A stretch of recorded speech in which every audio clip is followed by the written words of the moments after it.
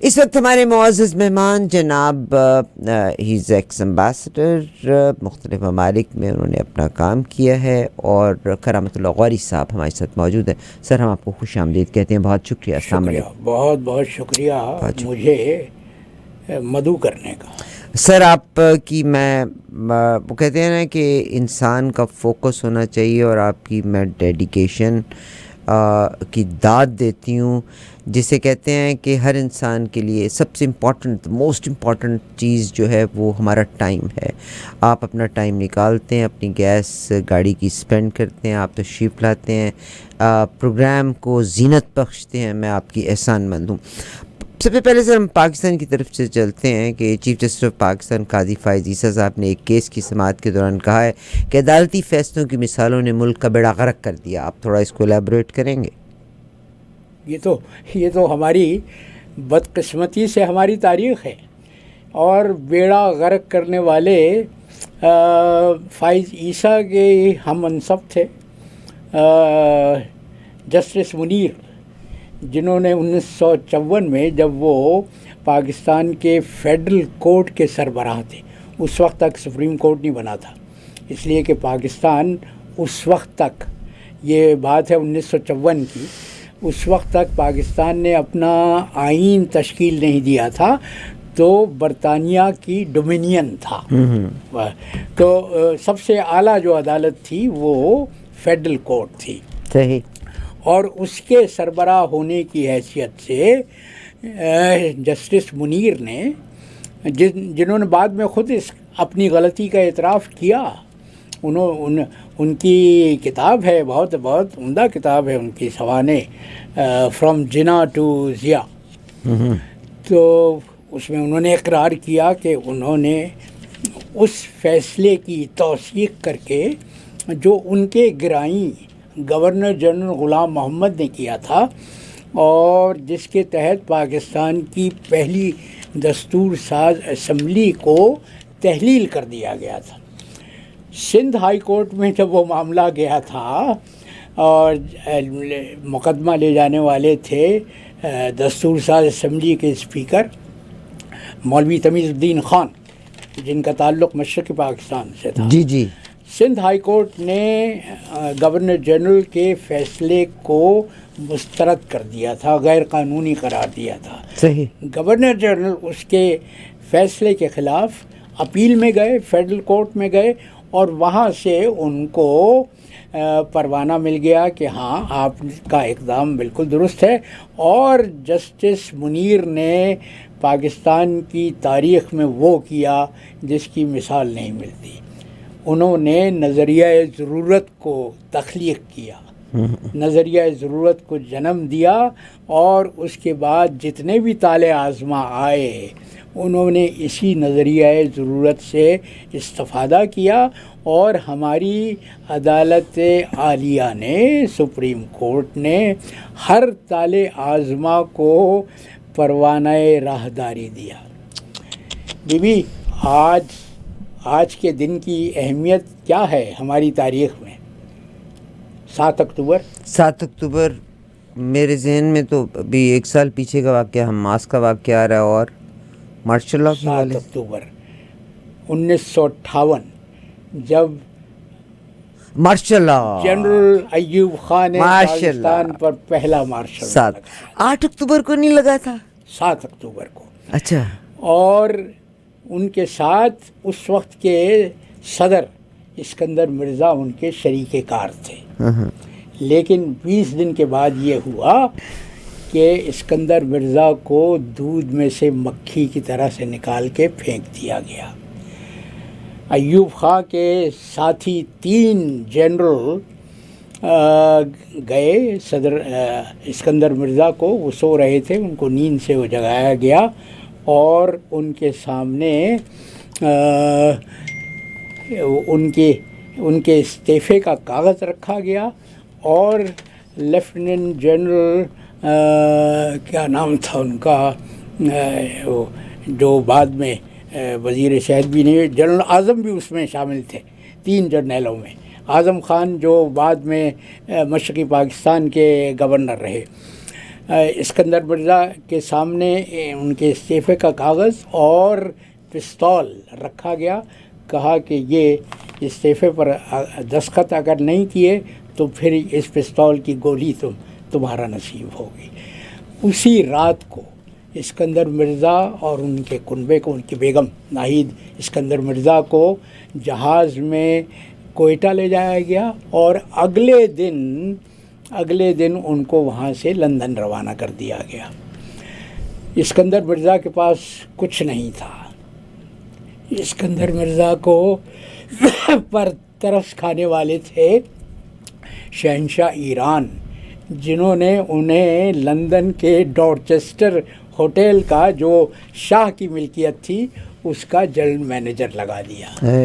اسکندر مرزا اپنی رحلت تک اسی ڈورچسٹر ہوٹل کے جنرل مینیجر رہے. تو ایوب خان اپنے، جس کو وہ انقلاب کہتے تھے، اس کی سالگرہ منایا کرتے تھے 27 اکتوبر کو. 7 اکتوبر کو نہیں، 27 اکتوبر کو، جب انہوں نے اسکندر مرزا کو فارغ کیا تھا. وہاں سے بقول ان کے انقلاب کی ابتدا ہوئی تھی.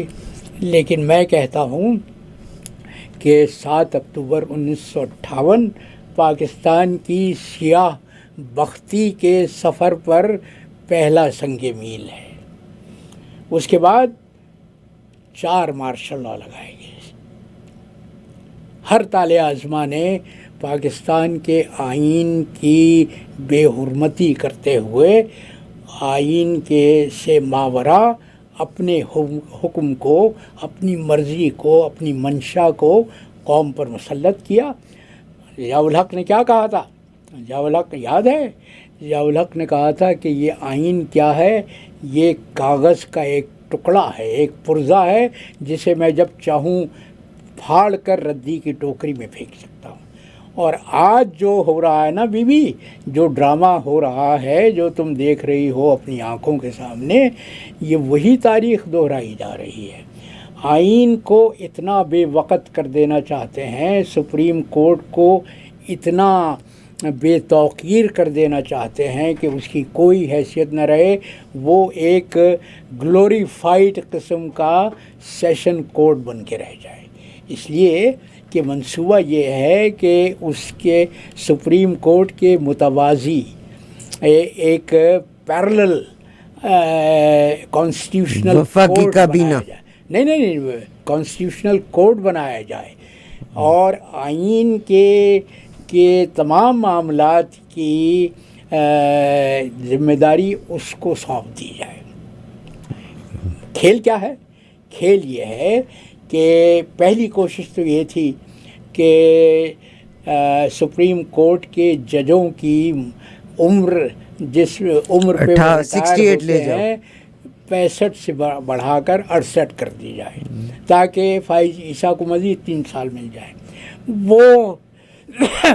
وہ حربہ کامیاب ہوتا نظر نہیں آیا کیونکہ اتحادی اس کے حق میں نہیں تھے. تو پھر یہ فیصلہ کیا گیا کہ سپریم کورٹ کے متوازی ایک آئینی کورٹ بنا دیا جائے، ایک آئینی عدالت بنا دی جائے اور آئین سے متعلق تمام معاملات اس کورٹ کے سامنے پیش کیے جائیں اور اس کورٹ کے ججوں کا تعین کون کرے گا؟ وہ وزیر اعظم کرے گا. وہ وزیر اعظم جو عوام کا نمائندہ نہیں ہے، جس کو عوام نے اپنا منشور نہیں دیا، اپنا ووٹ نہیں دیا. شہباز شریف، جس کی شہرت جو کیا ہے دنیا میں وہ سب جانتے ہیں، وہ اپنی مرضی سے آئینی عدالت کا سربراہ اور اس کے ججز متعین کرے گا.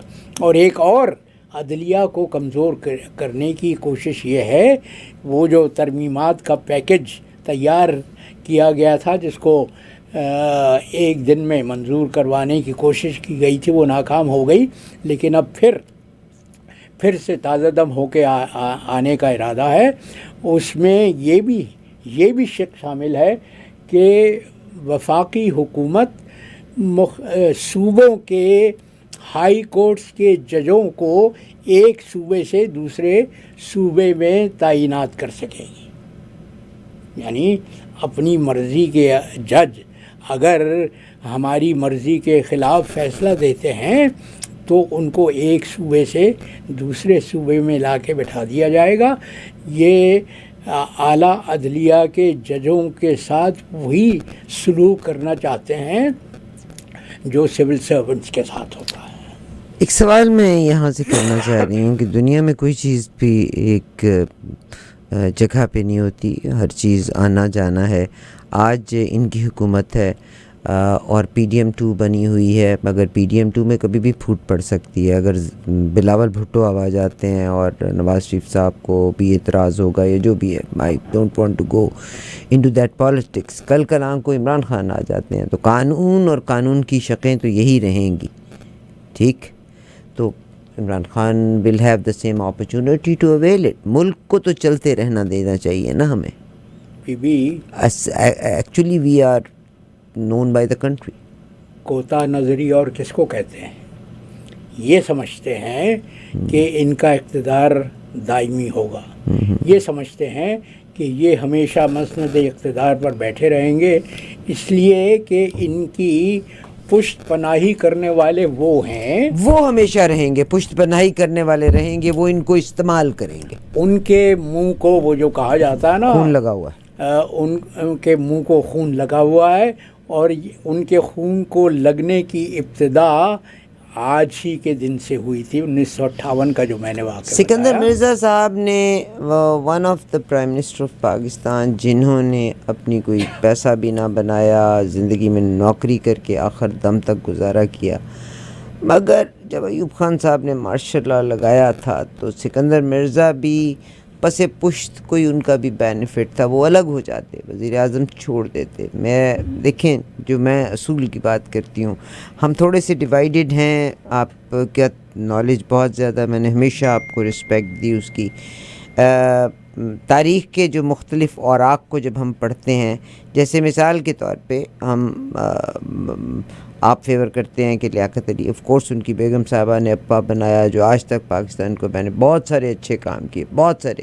مگر ہو سکتا ہے کوئی غلط کام ہوا تھا جس میں ایوب خان آئے تھے، کیونکہ ان کی بہن کی کتاب کا مطالعہ کرتی ہوں. تو سکندر مرزا صاحب جب ایوب خان مارشل لا لے کے آئے تو سکندر مرزا کو چاہیے تھا کہ وہ الگ ہو جاتے ان سے، یا آبجیکٹ کرتے یا سٹینڈ لیتے. دونوں کی سازش تھی. ٹھیک ہے، تو ایک طے یہ ہوا تھا کہ martial law administrator, chief martial law administrator Ayub Khan رہیں گے اور اسکندر مرزا بدستور صدر رہیں گے. اچھا، اب یہی میں آپ سے کہنا چاہتی ہوں کہ ہمیشہ پولیٹیشنز کے آگے بیٹ ڈالی گئی، پولیٹیشنز نے اس بیٹ کے اوپر کام کیا اور اس کی سزا بھی بھگتی. سکندر مرزا صاحب، میں نے ان کی تاریخ پڑھی کہ کس طرح سے کس قسم و پرسی میں یعنی کام کرتا گیا، کوئی اثاثہ جات نہ چھوڑے اس نے. میں ایگری کرتی ہوں. مگر جب پاکستان میں مارشل لا لگا تھا تو سکندر مرزا کو چاہیے تھا وہ ملک کے لیے اگر کرتے، ایوب خان کے ساتھ نہ کھڑے ہوتے. سکندر مرزا کس کی اولاد تھے تمہیں معلوم ہے؟ میر جعفر کی نسل سے تھے. میر جعفر جنہوں نے پلاسی کی جنگ میں فرنگیوں کا ساتھ دے کے نواب سراج الدولہ کو شکست دلوائی تھی، اور ایک سال ہی بادشاہت بھی. سکندر مرزا اس خاندان کے تھے. ان کی رگوں میں ملک ملت فروشی کا خون بہا. بہت شکریہ سر. میں آپ سے یہی بات کر رہی ہوں کہ پاکستان جب سے بنا، آپ کے پولیٹیشنز نے کہیں نہ کہیں کمپرومائز کیا، پیچھے والی عسکری طاقتوں کو سپورٹ کیا. آج وہ عسکری طاقتیں اتنی منہ زور ہو گئی ہیں کہ وہ آپ کو بات بھی نہیں کرنے دیتی. آج آپ آ جائیے گا، ابھی یہ جو کے پی کے کا معاملہ چلا ہے، ایک طرف ہم جو گورنر خیبر پختونخوا ہیں وہ ذکر کرتے ہیں کہ یہاں پر دہشت گردی بہت زیادہ ہے اور یہاں پر گورنر راج ہونا چاہیے. یعنی ایک شنید کانوں میں بار بار ایک آواز آ رہی ہے، گورنر راج کی آواز آ رہی ہے. آپ کے جو امین گنڈاپور صاحب ہیں، یعنی واٹ میجیشین ہی از، میں تو جادوگر ہی اس کو کہوں گی. وہ جاسوسی ناولوں کے کردار ہیں. کیا بات ہے سر. وہ چلتے ہیں پشاور سے، یعنی پاکستان کی اینٹ سے اینٹ بج گئی، جگہ جگہ سڑکوں کو توڑ دیا گیا ان کی رکاوٹوں کے لیے، خندقیں بنا دی گئی، زمین پہ کیلیں.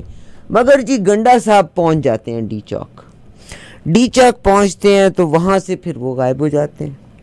وہاں سے وہ غائب ہوتے ہیں تو کے پی کے کی خیبر پختونخوا کی جو لاجز ہیں وہاں پہ چلے جاتے ہیں. وجہ بتائی جاتی ہے کہ جی دراصل وہ 3 دن سے ٹریول کر رہے تھے، تھکے ہوئے تھے. اس کے بعد آپ کی گورنمنٹ کی ایک ریٹ ہوتی ہے، مطلب ان کی سپاہی پہنچ جاتے ہیں، دوسری ہوتی ہے گاڑی کے شیشے توڑے گئے. ٹھیک ہے. انہوں نے کہا بیرسٹر گوہر بھی ان کو ملنے کے لیے جاتے ہیں. اچھا، اس سے پہلے بھی یہ کہانی یہ دوسری دفعہ دہرائی گئی ہے. اس کے بعد امین گنڈاپور پھر غائب ہو جاتے ہیں. سنڈے کو پشاور کی اسمبلی کا خاص طور پہ شام کو اجلاس بلایا جاتا ہے، جس میں ہوتا ہے کہ لو جی پھر امین گنڈاپور صاحب کو تو جی انہوں نے اریسٹ کر لیا ہے، اور آل آف سڈن جناب آسمان سے آیا فرشتہ، امین گنڈاپور تالیوں میں اپیئر ہوتے، لوگ ڈر جاتے ہیں، ہاں یہ تو پکڑے گئے تھے. اب آپ مجھے یہ بتائیے گا کہ again one politicians is playing a role. Probably he does have something big in the bag for him. دیکھو یہی تو بد نصیبی ہے. الٹیمیٹلی ملک میں کیا آئے گا؟ کیبینہ میں گورنر آ جائے گا. گورنر ان کا اپنا بندہ ہے. ملک تو وہ جو انگریزی میں کہا جاتا ہے نا ایٹ رینڈم چل رہا ہے. ایٹ رینڈم چل رہا ہے. تو آپ کا پولیٹیشین کمپرومائزر ہے. نہیں تو پولیٹیشین بھی کمپرومائزڈ ہے. اس کی وجہ کیا ہے؟ اس کی وجہ یہ ہے کہ پاکستان میں شاید پچھلے پروگرام میں بھی کہہ رہا تھا، پاکستان میں آج تک جمہوریت کو جڑ پکڑنے نہیں دیا گیا. دیکھو ہمارا دشمن ہے ملک ہے، ہمارا دشمن پڑوسی ہے، لیکن اس کی مثال تم دیکھ لو نا کہ وہاں پر جمہوریت کتنی مضبوط ہو چکی ہے کہ کوئی تصور کر سکتا ہے کہ بھارتی سینا کا سپہ سالار یا کمانڈر ان چیف کل کو آل انڈیا ریڈیو پر یا آل انڈیا دوردرشن پر بیٹھے گا اور کہے گا میرے عزیز ہم وطنوں، میں نے اقتدار سنبھال لیا ہے اس لیے کہ سیاستداں اس ملک کو تباہ کر رہے تھے. جو تو پاکستان کو بنے ہوئے 11 برس ہوئے تھے نا، اور جمہوریت کا قافلہ چل رہا تھا. اس کو کوئی وجہ نہیں تھی ایوب خان کے لیے مارشل لاء لگانے کی، صرف یہ کہ وہ چونکہ اپنے ہاتھ میں زمام اقتدار لینا چاہتے تھے، اور وہ پاکستان پر جو اصل حکمرانی کرنے والے سامراج تھا اس کے ہاتھوں بکے ہوئے تھے. لہذا پاکستان میں انہوں نے مارشل لاء لگایا، قانون توڑا، آئین کی دھجیاں اڑائیں، اپنی طرف سے آئین دیا. وہ تمہیں یاد ہے 1962 میں انہوں نے اپنا لکھا ہوا آئین پاکستان کو دے دیا تھا. تو پاکستانی جمہوریت کے ساتھ تو جو مذاق ہوا ہے، جو بھیانک مذاق ہوا ہے، جو کھیتی ہم نے برسوں بوئی ہے آج اسی کو کاٹ رہے ہیں. بہت شکریہ. یہاں تک تو رہی بات پاکستان کے حوالے سے، مگر میں نے آپ سے جو سوال کیا تھا امین گنڈاپور کا، اور آپ کینیڈا میں بھی آپ دیکھیے گا کہ کینیڈا میں پی ٹی آئی کی بھی پارٹیاں، مجھے لگتا ہے کہ ہم پاکستانیوں کا مورل فائبر گڑبڑ ہے ضرور. حالانکہ میں اگر سیلفش ہوں تو میں بڑی دوگلی بات کر سکتی ہوں، ٹھیک، مگر مجھے بڑا دکھ ہوتا ہے یہ سوچتے ہوئے بھی کہ ہم میں سے بہت سے لوگ صرف اقتدار کی ہوس میں کہ میں پارٹی کا لیڈر نہ، I'm not talking about Pakistan سے کینیڈا کا، کہ کوئی بھی پارٹی ایکس وائی زیڈ ہے. ایم کیو ایم نے آج تک یہ اتنا گھپلا نہیں کیا، میں نے اتنا گھوٹالا نہیں دیکھا ایم کیو ایم کا. پیپلز پارٹی کا میں نے دیکھا، نون لیگ والے تو انڈر گراؤنڈ رہ کے سارا کام کرتے ہیں. پی ٹی آئی میں بھی جوتیوں میں دال بٹ رہی ہے، ٹورنٹو میں بھی، پاکستان میں بھی اگر آپ دیکھ لیں تو جوتیوں میں دال بٹ رہی ہیں. عمر ایوب صاحب جو ہیں وہ ادھر سے نکلتے ہیں ادھر گھس جاتے ہیں. کون سی پارٹی کی خاک انہوں نے نہیں چھانی، آپ مجھے بتا دیجیے. اور یہ عمر ایوب تو اسی شخص ایوب کے خان پوتے کا ہیں نا، ایوب خان کے پوتے ہیں جو جمہوریت کا قاتل تھا۔ اچھا، گنڈا پور کی بات کر لیں کہ آج گنڈا پور جو کچھ کر رہے ہیں ہم، یعنی آپ اس کا مقصد ہے کہ آپ ساری زندگی پاکستان کی قوم کے ساتھ بلف ہی کھیلیں گے؟ بیوی مجھ جیسے لوگوں کا یہی تو رونا ہے کہ ہمارے خمیر میں، ہمارے مزاج میں جمہوریت نہیں ہے، ہمارے مزاج میں انا ہے، انا کی پرستش ہے، میں آگے رہوں، باقی سب ایگوسٹک۔ سر میں اب یہاں سے پاکستان سے اگر نکل کے میں تھوڑی سی انٹرنیشنل سمت کی طرف آنا چاہتی ہوں۔ بہت سے لوگ میرے جیسے یہ کہتے ہیں کہ یہ معاملہ بہت برا، آج آپ دیکھیے اقوام متحدہ یونائٹڈ نیشنز میں بنجمن نتن یاہو نے جب سپیچ کی ہے سپٹمبر 11، 2001 کی اگر میں بات کرتی ہوں، تو امریکہ نے ایک نیا روڈ میپ کا اعلان کیا تھا، اور آپ نے وہ روڈ میپ دیکھ بھی رہے ہیں، مڈل ایسٹ کی شکل بدلی بھی نظر آتی ہے۔ سیم وے سر اگر میں ذکر کروں، اس وقت بنجمن نتن یاہو جو میپ لے کے کھڑے ہیں اس میں سعودی عربیہ کی، یہ دیکھیے صاحب، اس میں سعودی عربیہ کو گرین دکھایا ہے، ایجپٹ میں ان کے اپنا ٹاؤٹ ہے سی سی، ان تمام کو گرین دکھایا ہے، ویئر ایز انہوں نے سیریا کو، ایران کو، لیبنان کو، غزہ کو، because they don't consider two state, ان کی کتاب میں نہیں ہے، ٹھیک ہے۔ بحرین اور ان کو بھی یہ اس لیے سپورٹ کریں کہ ابراہیم اکارڈ کے ساتھ انہوں نے کیا ہوا ہے، اور آپ آج لکھ کے رکھ لیجئے گا کہ this Israel will reach to Medina, because the most strongest, آج سعودی عربیہ کا ان کو ساتھ چاہیے، the strongest Jewish families in the time of prophet peace be upon him, they were the Jewish. آپ کیا فرمائیں گے؟ مدینے میں جو یہودی قبائل تھے وہ تو صدیوں سے وہاں آباد تھے۔ Ultimately Israel would like to reach Khazraj جن کے ساتھ رسول اللہ نے میثاق مدینہ کیا تھا، ان سے صلح کی تھی، ان سے معاہدے، مگر وہ ان میں سے کچھ لوگ ایسے تھے جو کہ کمر کے پیچھے چھرا گھومتے تھے، آپ نے ان کو نکالا بھی تھا وہاں سے، ان کے دماغ میں وہ خنث ہے، انہوں نے اس خنث کو جانے نہیں دینا سر۔ اچھا اب آپ مجھے بتائیں کیا اسٹریٹجی ہوگی؟ اپنی تاریخ یاد ہے، ہمیں اپنی تاریخ بھول گئی نہیں ہے۔ اب آپ مجھے بتائیے کیا اسٹریٹجی ہوگی کہ ایران نے 2 بار اٹیک کیا میزائل سے، دونوں بار کوئی خاطر خواہ نقصان کا اظہار نہیں ہوا، 7 سولجرز کا بھی بات کرے تھے، دیٹ واز آفٹر ورڈز ایک اٹیک ہوا تھا لبنان کی طرف سے جس میں وہ 7 سولجرز کی ڈیتھ ہوئی تھی، مگر ایران کے ان میں نہیں ہوئی۔ امریکہ ساتھ اپنے فوجی اس علاقے میں بھیج رہا ہے، ساتھ اس کو ایسکلیٹ نہیں کرنا چاہ رہا۔ We living in Canada and North America, how would it affect اگر ایران ہتھے سے اکھڑ جاتا ہے، تو کیا وجہ ہے کہ مسلمان ممالک بالکل سوئے ہوئے ہیں؟ اس کے بعد اگر ایران ہتھے سے اکھڑ جاتا ہے، اس کے بعد all bets will be off۔ پھر کوئی پنڈت وثوق سے یہ نہیں کہہ سکے گا، یہ نہیں بتا سکے گا کہ اگلے دن کیا ہوگا۔ تم جو بات کر رہی ہو کہ کوئی نقصان نہیں ہوا، یہ مغرب کا بیانیہ ہے، یہ مغربی میڈیا کا بیانیہ ہے۔ میں آج سر معذرت کے ساتھ الجزیرہ کا بیانیہ بھی یہی ہے۔ نہیں، الجزیرہ کا بیان اس لیے کہ الجزیرہ کو تو وہاں سے نکال دیا گیا ہے۔ نہیں الجزیرہ کو نکال، لیکن نہیں، وہ تھوڑا سا ہمیں کیئرفل کرنا ہوگا۔ سنو میں آج ہی صبح کو اسکاٹ ریٹر کا نام تم نے سنا؟ اسکاٹ ریٹر ان لوگوں میں تھا جو عراق بھیجے گئے تھے اس کے ویپنز آف ماس ڈسٹرکشن کا سراغ لگانے کی۔ میں اس سے مل چکا ہوں، میں اس وقت بغداد میں ہی تھا نا۔ آج ہی میں اسکاٹ ریٹر کا ایک ویڈیو سن رہا تھا، کوئی 10-12 منٹ کا تھا۔ وہ کہتا ہے کہ ایران کے میزائلز نے ایک تو کچھ میزائل تو ایران نے بھیجے تھے ٹیسٹنگ کے لیے، دیکھو نا، دشمن جو وہ بقول اسکاٹ ریٹر کے کہ دنیا میں اگر کوئی ملک سب سے زیادہ ریڈارز اور ٹیکنالوجی کی بنیاد پر محفوظ ہے وہ That is Israel. Three tiers ہیں ان کے.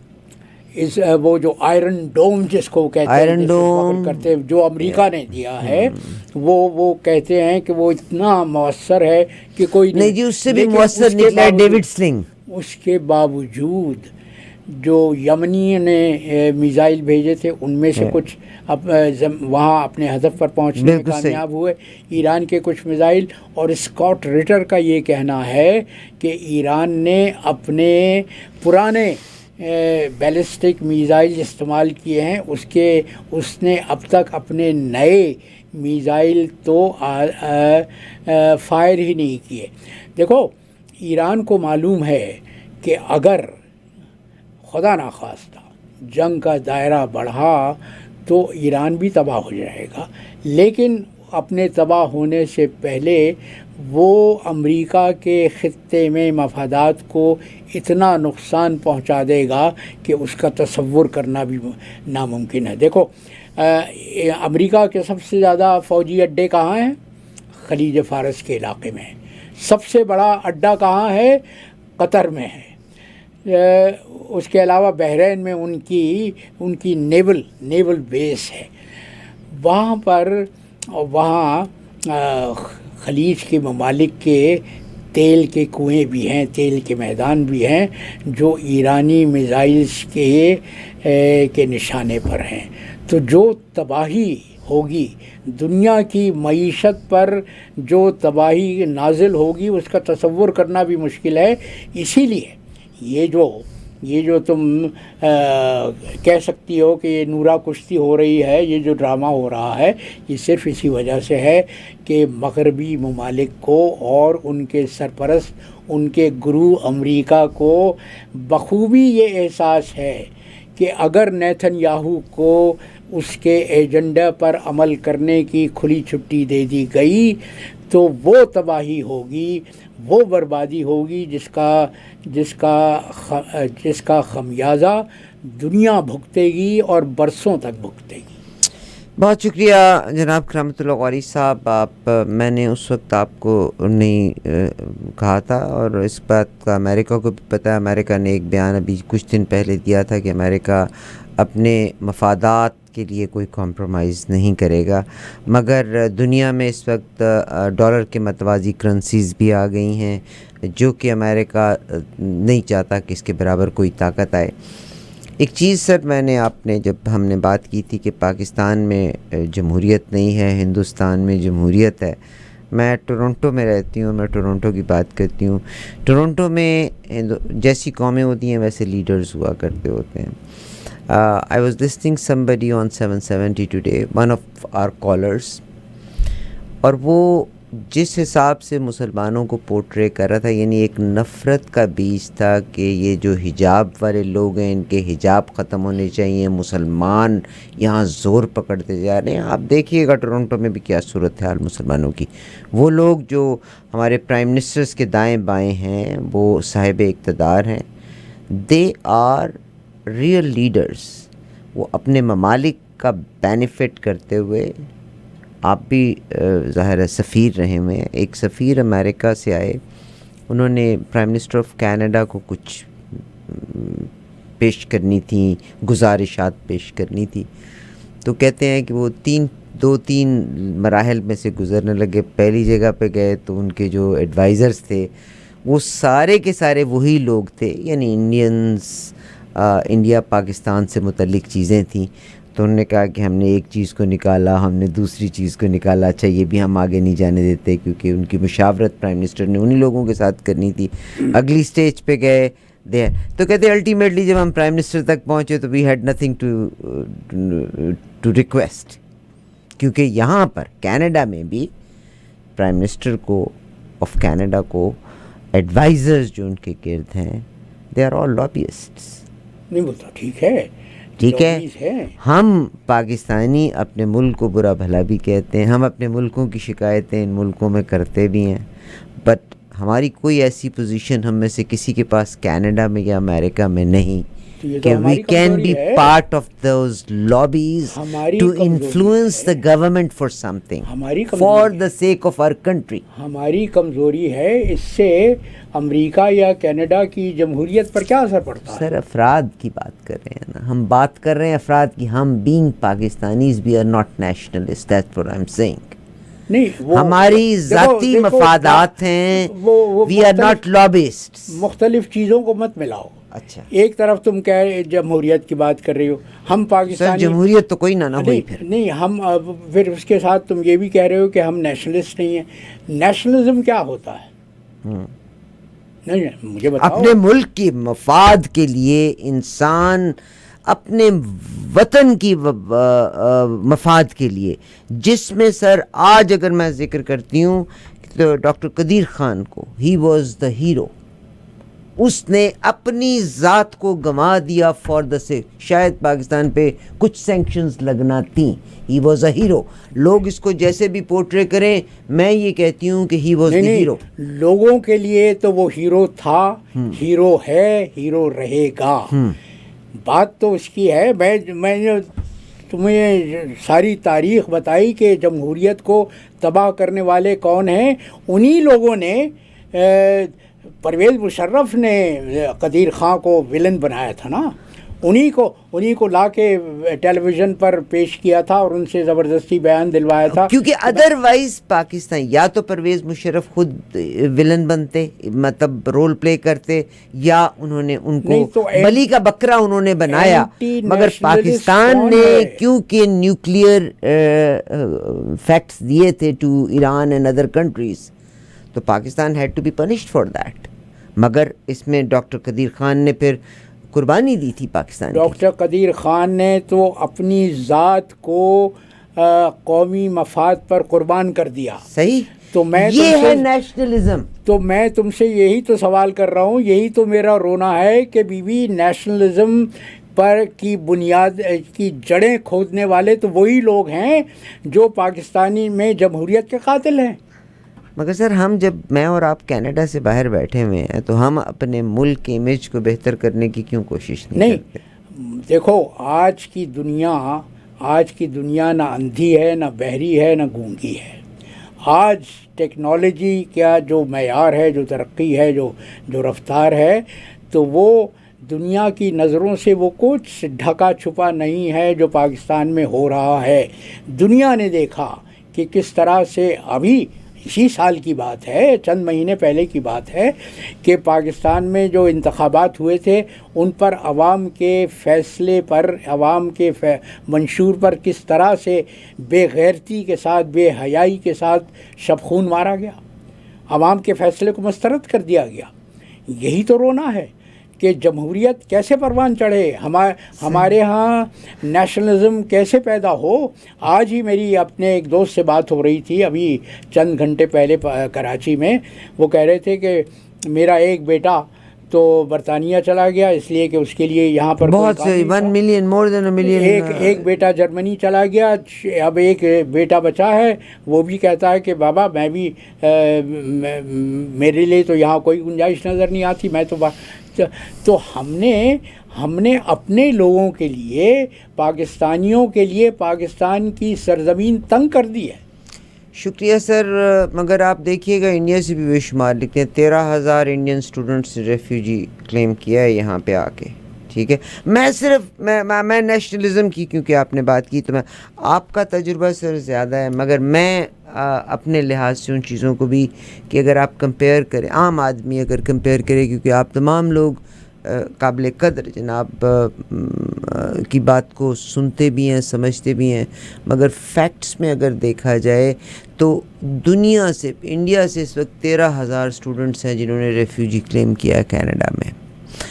میں, آپ, ہم سب اپنے ملک کو بجائے اس کے کہ ہم باہر نکل کے مختلف امبیسیز میں جائیں, ہم کہتے ہیں جی پاکستان کو IMF مدد نہ دے, پاکستان کو یہ چیز روک دی جائے, انہی ملکوں کے اوپر ہم انحصار کریں جو ہمارے سر کے اوپر کلاڑا مار رہے ہیں. امریکہ ہی رجیم چینج کراتا ہے, امریکہ میں ہی جا کے آپ احتجاج کر رہے ہیں.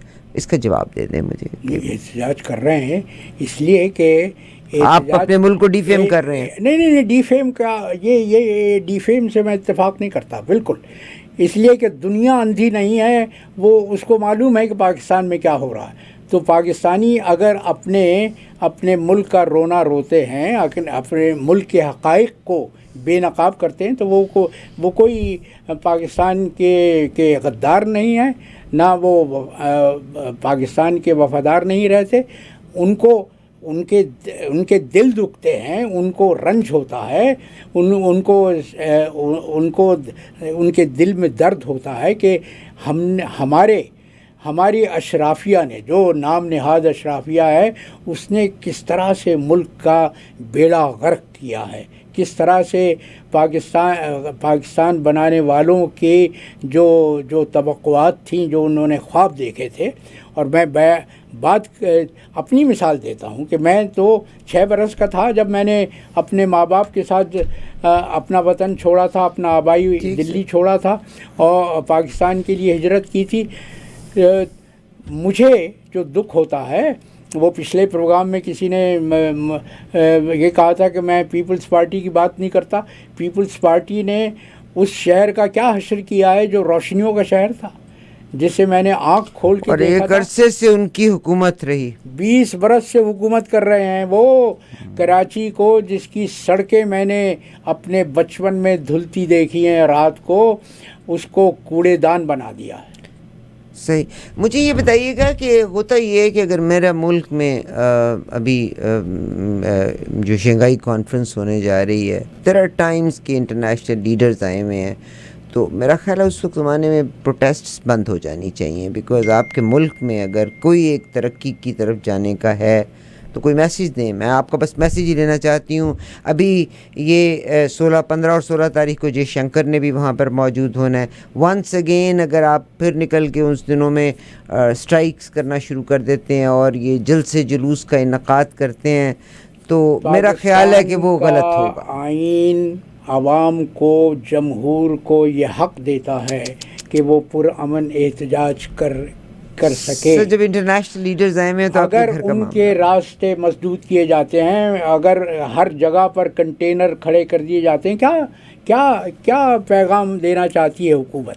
اتنی کمزور ہے، اتنی خائف ہے اپنے عوام سے کہ ان کا احتجاج سننے کو تیار نہیں ہے. کیا ہے وہ تو سر انڈرسٹوڈ ہے، مگر جو لوگ احتجاج کر رہے ہیں ان کو وقت کا تعین صحیح کرنا چاہیے. سوال یہ ہے کہ احتجاج دنیا بھر میں احتجاج ہوتے ہیں.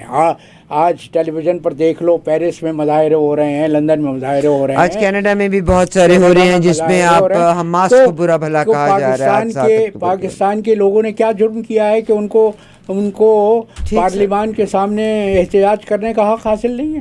بہت شکریہ سر آپ کا. جناب کرامت اللہ غوری صاحب کا قطع سنتی ہوں، مگر میں صرف اتنا کہتی ہوں کہ اگر آپ کے ملک میں لیڈرشپ اراؤنڈ دا ورلڈ سے آئی ہوئی ہے، یہ بالکل ایسے ہی ہے کہ اگر آپ کے گھر میں خوف ہے، جھگڑا ہے، اور بعض اوقات انسان اپنا ملاحظہ رکھنے کے لیے چند چیزوں کو مؤخر کر دیتا ہے، تو بعض چیزوں کو مؤخر کیا جا سکتا ہے. ان لوگوں، ان سربراہان کو جو اسلام آباد آ رہے ہیں، پاکستان کی حقیقت کا بہت خوبی ادراک ہے.